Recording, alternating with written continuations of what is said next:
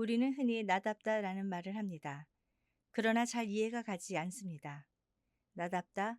그건 뭘까요? 타인에게 비친 내가 과연 나일까요? 그건 내가 아닙니다. 오늘 책의 주인공인 지은이는 14살 때 홀로 유럽 여행을 떠나 이탈리아의 어떤 할아버지를 만나 17살에 이탈리아로 그림 공부를 떠나는 아주 당찬 분이십니다. 안녕하세요. 숲속 책방에 오신 걸 환영합니다. 네, 오늘 함께할 책은 시시하게 살지 않겠습니다입니다. 출판사 글담 출판사 지은이 야마자키 마리, 옮기니는 김윤희 님입니다. 책 주인공을 통해 시시한 어른이 되고 싶지 않은 분들에게 한 번쯤 읽어보시기를 권해봅니다. 그럼 책 속으로 들어가 보겠습니다. 자유롭게 산다는 것은 무엇일까? 사회 진출을 앞둔 학생들을 대상으로 한 강연회에서 이런 질문을 던진 적이 있다. 만약 넓은 체육관에서 뭐든 해도 좋아요 라고 한다면 무엇을 하겠습니까? 어디라도 좋으니 마음껏 잠을 잡아요 라고 말했을 때 체육관 한가운데에 벌러덩 누워서 자는 학생은 거의 없을 것이다. 대부분은 벽 쪽으로 가서 자리를 잡지 않을까. 사람은 자기 옆에 자신을 방어해 줄 수 있는 것, 지켜줄 수 있는 것을 두고 싶어 한다. 혼자가 아니라는 느낌을 주는 환경을 원한다. 자유롭게 산다는 것은 바로 그 벽과 주변을 벗어나서 완전히 아무것도 없는 곳에 홀로 서는 것이다. 지독한 고독감과 불안함, 외로움으로 몸을 옴짝달싹 못할 수도 있다.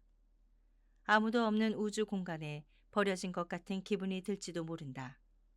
그런 느낌이 싫어서 사람은 무리를 지어 사는 것은 아닐까? 무리 안에 들어가서 자신이 속한 공동체의 가치관에 맞춰 살면 마음도 놓이고 스스로 뭔가를 판단할 필요도 없으니 그야말로 편한 삶이다. 군중이란 어쩌면 막다른 곳에 다다른 사람이 자신을 지키기 위해 선택하는 담장인지도 모른다. 그런데 그곳이 자신과 잘 맞지 않는다면 참으로 고역이다. 반대로 마음이 맞고 소통도 원활하다면 별로 힘든 일은 없다. 어쨌든 사람은 그곳에 적응하기 위해 주변의 가치관과 자신의 가치관을 견주어 싸우기를 반복하며 살아간다.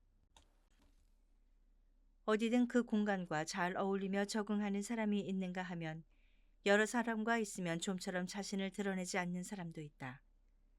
나름대로 그럭저럭 잘 어울리고 있는 것처럼 보이지만 실제로는 억지로 몸을 구겨놓고 힘겨워하는 사람도 있으리라. 여행을 떠나서 아무도 자기를 알아보지 못하는 곳에 있으면 이전까지 군중 속에 있던 자신을 더욱 실감할 수 있다. 지금까지 쌓아온 경험과 가치관이 통용되는지 그렇지 않은지조차 알 수 없는 곳에 머물면 사람은 시험에 든다. 특히 혼자만의 여행이라면 어떤 행동을 할 때마다 스스로 판단해야 하기 때문에 전혀 새로운 장면 앞에서 매번 당신은 누구인가 라는 질문을 받는 것 같은 느낌이 든다. 그렇게 스스로 생각하고 스스로 느끼고 자신의 손과 발로 배워나가는 것이 바로 진정한 경험이다. 주변을 벗어나 밖으로 나가지 않으면 이토록 소중한 경험은 절대 할 수 없다. 이번에는 질문을 바꿔봤다. 만약 완전한 유랑민 상태가 되어서 돌아갈 곳도 국적도 없다면 그럼에도 불구하고 편안하게 살 수 있을까요? 강연회에 참석한 학생들은 압도적으로 아니요 라는 대답을 했다. 역시 돌아갈 곳, 귀속될 장소가 없는 사람은 참으로 불안하고 고독하다. 세계 곳곳의 난민들처럼 실질적으로 국적도 돌아갈 곳도 없는 사람도 있지만 나처럼 어릴 때부터 해외를 떠돌다 보니 국적이 분명함에도 불구하고 그와 잘 맞지 않는 감성이 배어버린 경우도 있다.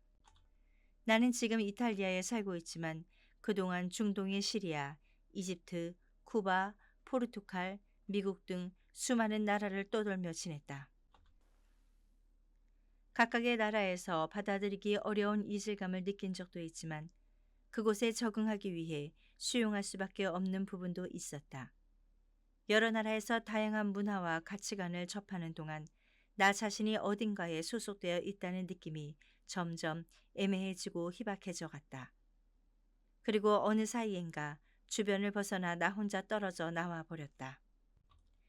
때로 나와 같은 사람은 나뿐이라는 생각에 고독해지기도 하지만 진정한 자유로움과 해방감을 느낄 때도 많다. 편안하다고 해서 그대로 머문다면 죽은 것과 무엇이 다를까? 난생 처음 홀로 여행을 한 건 14살 때였다. 14살에 홀로 유럽 여행을 떠나다. 오케스트라에서 비올라 연주를 맡고 있던 엄마는 유럽의 음악가 친구들이 엄청 많았다. 한 달여에 걸쳐 프랑스, 독일, 벨기에를 도는 그 여행 계획은 원래 엄마가 친구들을 만나러 가려고 잡아놓은 것이었다. 그런데 엄마에게 갑자기 사정이 생겨서 마침 겨울방학 중이었던 내가 대신 가게 되었다. 영어도 제대로 할 줄 모르는 14살짜리 딸을 그것도 달랑 혼자 유럽으로 보냈다는 사실에 모두들 놀랄 것이다. 나 역시도 그 마음이 이해된다.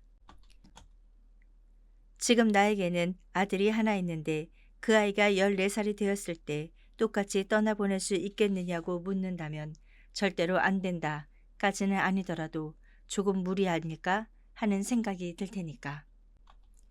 엄마는 세상의 상식보다 자신의 직감을 믿는 편이기 때문에 그때도 그 여행이 나에게 특별한 의미가 되리라는 쪽에 모험을 걸었으리라 생각한다. 당시 나는 살인 미션 스쿨에 다녔는데 중고등학교 내내 엄격한 요조 숙녀 교육을 받았다. 홋카이도의 대자연을 자유롭게 뛰어다니던 나로서는 당연히 그리 좋은 환경이 아니었다. 그림 그리기를 워낙 좋아했기 때문에 유럽 회화를 직접 체험할 수 있는 절호의 기회라는 생각에 나 역시도 기대 만발이었다. 프랑스에 도착해서 며칠 동안은 리옹 근교의 작은 마을에 있는 엄마의 지인 집에 머물렀고 그 후 파리로 이동해서는 호텔에서 지냈다. 이동할 때도 역시 나는 혼자였다. 그런데 일주일 묵을 예정으로 들어간 호텔에서 오버부킹을 이유로 쫓겨나는 사태가 벌어지고 말았다. 길거리로 나선 나는 이제 어쩌지 하며 안절부절 못했다. 혹한의 파리, 해는 어김없이 저물었다. 말도 제대로 안 통하고 돈도 별로 없었다. 꽁꽁 얼어붙은 거리를 헤매다가 쓰러져 버린들 대체 누가 도움의 손길을 내밀어 주겠는가. 다행히 그날은 거리를 헤맨 끝에 빈방이 있는 호텔을 찾았다. 하지만 다사다난한 여정은 이제 막 시작되었을 뿐이었으니. 프랑스 다음 코스는 독일 쾰른이었다. 여행에 익숙한 엄마였다면 파리에서 쾰른까지 가는 것쯤이야 아무 일도 아니었겠지만 어디가 동쪽인지 서쪽인지도 모르는 나로서는 그야말로 험난하고 두렵기만 한 대이동이었다. 지금 생각해도 어떻게 무사히 돌아올 수 있었는지 신기하기만 하다. 대체 나는 지금 여기서 뭘 하고 있는 거지? 내 머릿속에는 쉴 새 없이 이 질문이 맴돌았다. 내 덩치만한 짐을 들고 터벅터벅 거리를 걷고 있자니 하염없이 마음이 약해지고 불길한 상상만 떠올랐다. 누구한테 붙들리면 팔려가거나 내 발로 걸어가거나 둘 중 하나일 텐데 그땐 어째야 하나. 궁지에 몰리면 어린아이라도 필사적으로 머리를 굴릴 수밖에 없게 된다. 이제 정말 틀린 걸까? 이대로 객지에서 죽는 건 아닐까? 극단적인 생각까지 드는 그 순간 문득 믿을 건 나 자신밖에 없다는 생각이 솟구쳤다. 지금 나 자신을 구할 수 있는 것은 내 옆을 스쳐가는 사람도 일본에 있는 엄마도 아니다. 어느 누구도 나를 도울 수는 없다. 나는 나를 믿고 의지해야 한다. 믿는다 나를. 믿을 게 이제 너밖에 없어. 스스로에게 속삭이던 그 순간 나에게 자신을 지탱해줄 또 하나의 나라는 운명 공동체가 나타났다. 잔혹한 상황에 휘말린다 해도 또 하나의 나 자신이 있으면 자신의 상황을 객관적으로 바라볼 수 있다. 그 존재가 그 후의 인생을 살아가는데 얼마나 큰 힘이 되었던지. 죽음을 앞두고 궁지에서 벗어나려고 몸부림치는 순간에는 14살짜리 소녀에게도 멋진 자신만의 철학이 생긴다. 이것은 나 자신에게 있어 엄청난 충격이요 놀람이었다. 겨우 14년밖에 안 살았지만 스스로 어떻게 해볼 수밖에 없어라는 생각이 들면 하나의 인간으로서 여러 가지 판단을 할 수 있게 된다. 생각보다 믿음직한 자신을 발견하게 되고 그것이 자신감으로 자라난다. 평소부터 내가 그렇게 듬직하고 강인했었냐고 묻는다면 절대로 그렇지 않다. 역경에 처하지 않으면 그런 감정이나 자신에 대한 신뢰감은 우러나지 않는다. 그렇다면 간신히 찾아낸 그 감정과 신뢰감을 어떻게 움켜잡을 것인가? 그러려면 역시 스스로 움직여서 아픔도 느껴보고 상처도 입어보고 부끄러움도 느껴봐야 한다. 그런 체험이 없으면 자기 안에 있는 사전의 어휘력은 늘어나지 않는다. 억지로 새겨 넣으려고 해도 무리다. 혹시 해외로 나가면 답이 있지 않을까 기대하는 사람도 있는데 그것도 아니다. 그렇게 단편적으로 누구에게나 해당되는 인생 방정식은 없다. 실패가 두려워서 옴짝달싹 못하는 사람은 자기 혼자서 어떻게든 해보려고 몸부림을 친다. 그러나 한 곳에만 머물러 있으면 고통과 두려움이 점점 커질 뿐 아무것도 해결되지 않는다. 더 이상 갈 곳 없는 순간까지 몰리고 몰렸다면 그때는 세상을 향해 자신을 열어줘야 한다. 진정 나 자신이 원하는 가치는 무엇일까? 그건 사람마다 다르고 가족과 친구조차 이해하지 못할 수도 있다. 스스로 찾아 나서지 않으면 안 된다. 어디로 가야 할지 모르겠어도 일단은 스스로를 가둔 그곳에서 나와 세상 밖으로 나서야 한다. 만약 지금 있는 환경 속에 자신에게 플러스가 될 만한 것이 없다면 그것을 찾아 나서는 수고를 망설이지 마라. 우선 어디로든 걸음을 떼라. 존재감 없던 자신을 의지하며 첫걸음을 내디뎌 보라. 마르코 할아버지와의 운명적인 만남. 14살 때 혼자 떠났던 여행은 내게 홀로 서기를 가르쳐줬다. 여행 중에는 살기 위해 몸부림치느냐 그것만으로도 스스로가 대견했는데 막상 여행을 마치고 돌이켜보니 내 힘만으로 이룬 것이 아니었음을 깨달았다. 리옹역에서 멍하니 서 있던 나를 태우고 목적지역까지 데려다준 친절한 택시기사 아저씨. 먼저 말을 꺼내지 못하고 전전긍긍하던 나에게 너 이제 어떻게 할 거니? 하고 마음을 써준 엄마 친구분. 그때는 감사의 인사조차 할 여유가 없었지만 고비 때마다 배려와 관심을 아끼지 않는 분들 덕분에 무사히 집에 돌아올 수 있었다. 자력이란 무엇일까? 나는 사소한 일이라도 뭔가를 이룰 때마다 이 질문을 던진다. 그럴 수밖에 없다. 왜냐하면 내 힘이 아닌 우연의 힘이 사람을 뜻하지 않는 곳으로 인도해 준다고 느끼기 때문이다. 일단 내 몸을 던지면 저쪽에서 뜻밖의 만남과 인연이 다가오기도 한다. 그것은 실로 나에게 운명적 만남이었다. 여행의 첫 번째 일정이 끝나갈 무렵 브뤼셀 역에서 파리행 열차를 기다리고 있는데 문득 이상한 사람이 나를 따라오고 있다는 사실을 눈치챘다.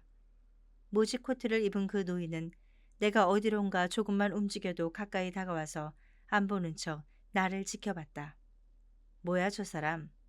무서운 생각에 도망치듯 열차에 올라타자 이번에는 아예 내 자리까지 쫓아오는 게 아닌가. 잠시만 기다려 아가씨. 악! 이것이 이탈리아 도예가 마르코 할아버지와의 첫 만남이었다. 알고 보니 그는 내가 가출 소녀인 줄 알고 걱정이 되어 말을 걸어온 것이다. 아무리 봐도 어린아이인데 이런 곳에서 뭘 하고 있는 건지? 몇 살이야? 14살이에요. 10살이든 14살이든 마찬가지야. 이탈리아에서는 외국어를 못하는 어린아이를 혼자 여행 보낸다는 건 상상도 못해. 도대체 내 부모님은 어떻게 된 분들이지? 매우 강한 억양의 영어로 차근차근 설교를 하는 마르코 할아버지에게 나는 서툰 영어로 아니다 우리 엄마는 나쁜 사람이 아니다 라는 내용을 전했다.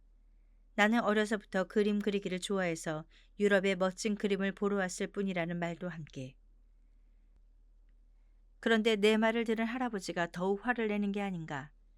그런데 유럽까지 와놓고 이탈리아에는 오지 않는 거냐? 이상하잖아. 로마를 피렌체를 베네치아를 보지 않고 왜 서유럽을 선택했냐는 말이다. 일단 돌아가면 엄마에게 말해서 나한테 편지를 보내라고 해. 그림 공부가 하고 싶으면 우리 집으로 오너라. 그렇게 열차가 파리에 도착할 때까지 마르코 할아버지는 이탈리아 미술이 얼마나 아름답고 멋진지 열변을 토했다. 그때까지만 해도 그것이 설마 나의 미래를 좌우할 운명적인 만남이 되리라고는 꿈에도 생각하지 못했다. 인생은 누구에게나 한 번뿐. 학교로 돌아왔지만 여행을 떠나기 전보다 주위 친구들과의 위화감은 더욱 커졌다. 옆 친구들은 모두 얌전히 학교 교육을 받으면서 아이돌 이야기나 마음에 드는 남학생 이야기나 가족끼리 해외여행을 다녀온 이야기로 꽃을 피웠다. 그러나 나는 복학한 이후에도 번번이 딴죽을 걸며 머리도 짧게 자르고 다녔으니 친구들과의 대화가 될 리 없었다. 어느 날 반 친구 한 명이 다가와 말을 걸었다. 말이 유럽 다녀와서 변한 것 같아 엄청난 경험을 했나 봐. 겉보기에만 그런 것이 아니었다. 어린 나이에 홀로 떠난 외국 여행에서 연거푸 공주에 몰리고 고생을 하다 보니 아예 근본부터 전혀 다른 아이가 되어 있었다. 가장 큰 변화는 무엇보다 스스로 생각하고 스스로 판단하는 법을 배웠다는 점이다. 그렇게 친구 말처럼 아무 생각도 하지 않고 무언가를 받아들일 수가 없었다. 나에게는 도저히 용납되지 않은 일이었다. 왜 머리는 항상 세 갈래로 따으라는 거지? 왜 스커트 길이를 정해주는 거지? 그렇게 자질구레한 일도 그냥 지나치지 못하고 자꾸만 부딪히다 보니 생활 자체가 힘들었다. 원래 그렇게 정해져 있는 거야 라는 말로는 도무지 납득이 되지 않았다. 이유를 꼭 알고자 하는 내가 선생님 눈에는 귀찮고 반항적인 아이로 비쳤으리라. 하지만 단 한 사람, 미술 선생님은 나의 든든한 지원자가 되어주었다. 내가 다소 난해하고 반항적인 그림을 그려도 멋지네, 넌 꼭 뭔가를 이룰 거야 라며 격려해 주었다. 어쩌면 나는 자신도 모르는 사이에 점점 정해진 범주에서 벗어나고 있었던 것 같다. 범주 안에 있어도 다른 아이들은 전혀 궁금해하지 않고 즐겁게 지내는데 왜 나는 그들처럼 생각하고 생활하지 못하는 걸까? 번번이 학교를 쉬어도 엄마는 가고 싶지 않으면 안 가도 돼 라고 말하는 분이었기 때문에 서서히 학교와도 멀어졌다. 귀국 후에도 마르코 할아버지는 종종 편지를 보내셨다. 말이 너는 그림을 그리고 싶다고 했잖니? 그 이야기는 어떻게 되고 있는지 궁금하구나. 마르코 할아버지를 만났던 운명의 그날이 두고두고 가슴속에 남았다. 학교에 가기 싫다고 말했던 날도, 자퇴를 하고 이탈리아로 그림 공부를 하러 가고 싶다고 했던 날도 엄마는 아 그래? 그럼 그렇게 하렴 하고 내 의견을 존중해 주셨다. 나를 믿어주는 사람이 있다는 건 정말 마음 든든한 일이다. 물론 나 역시 엄마를 믿었다. 그날 이후 엄마는 마르코 할아버지와 연락을 주고받는가 싶더니 순식간에 예술가들끼리 의기투합을 하기에 이르렀다. 그림 공부라면 이탈리아로 가야 해. 쇳불도 담김에 빼라고 엄마는 나의 유학을 단숨에 결정해버렸다. 마르코 할아버지는 도예 기술자로 북이탈리아의 베네토 주에서 큰 공장을 운영하고 있었다. 부인도 도예가 집안 출신이라 할아버지는 도예 기술자인 자신과 집안에 대한 자부심이 대단했다. 막상 유학을 가라고 하니까 갑자기 마음이 약해져서 아무래도 화가가 된다는 건 너무 무모한 것 같아. 그보다는 어학 관련을 공부해서 장래의 통역사가 되는 게 현실적이지 않을까 하는 생각이 들었다. 할아버지에게 나의 뜻을 적어 보내자 아주 단순하고 명쾌한 대답이 돌아왔다. 그림을 그리고 싶다고 하지 않았니? 도전적이고 독특한 성향의 소녀답게 나는 막연히 유학을 가려면 런던도 좋지 라는 생각을 했는데 그런 나는 뜬금없는 마음을 빤히 들여다봤는지 할아버지는 단호하게 말했다. 인생은 한 번뿐이다. 정말 하고 싶은 걸 해야지. 그렇게 시간 낭비하고 있을 여유가 없어. 그렇게 나는 17이라는 나이에 얼렁뚱땅 이탈리아 유학길에 올랐다. 네, 여기까지입니다. 오늘은 주인공의 성장기를 다루어 보았습니다.